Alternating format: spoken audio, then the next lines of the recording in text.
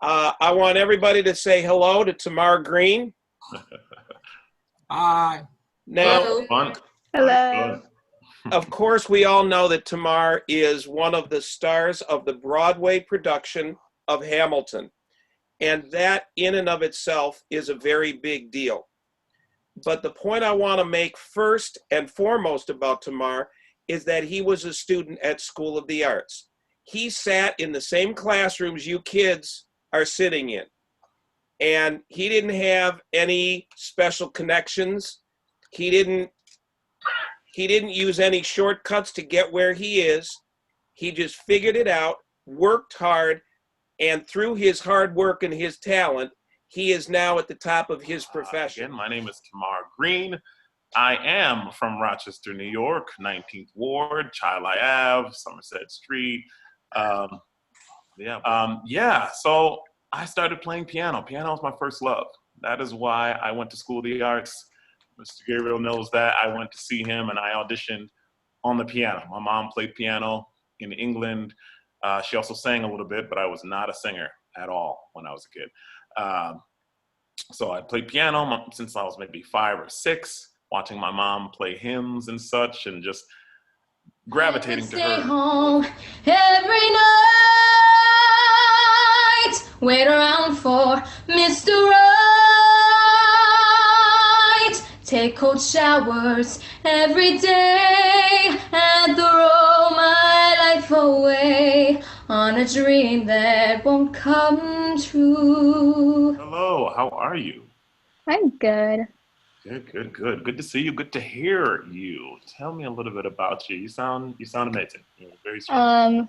I'm a junior at SOTA. I've been in a few musicals here at SOTA, and I'm also in the Eastman Pathways program. Oh, nice. You're obviously there. You're awesome. In it. You're like standing, singing, having a full supported instrument. You have really great, there's great technique in there. Opening the soft palette space back there, the pharyngeal wall space. All of this is open when you get to the top, and it's like you can see your jaw dropping, and that's like a good example of showing that support from the core and from your body, and using that fuel, as I said a little bit earlier, that gas of your system is your oxygen, is your lungs, and that capacity. Mm-hmm. So that is really great. You have a huge instrument for such a small body. So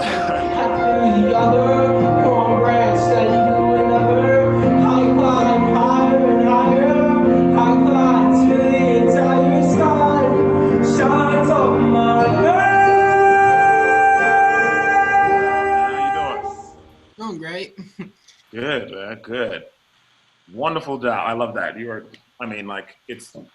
It's a presentation. You were there, you were doing the thing, which I just love it. Tell me, so one thing that I would check, I don't know if it was purposeful or not, but I'll address the hands in the pocket stuff. Was that a purposeful thing, or is that something you do sometimes? That's something that I can do sometimes.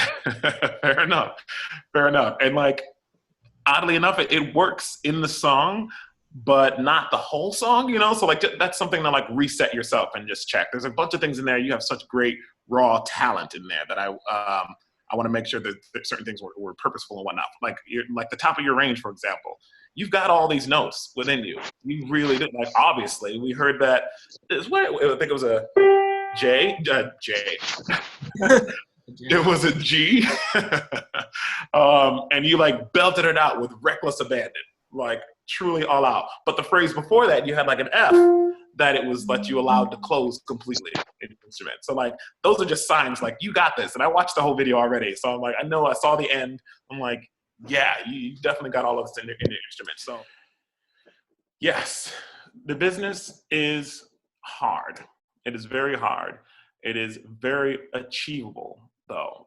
I am literally from where you guys are from, right? Like Mr. Gabriel was saying earlier, I didn't know anybody in the business. Even when I was doing opera, I literally didn't know any of my friends who cared anything about opera at all. But I had to listen to where my heart was and just go for what I wanted.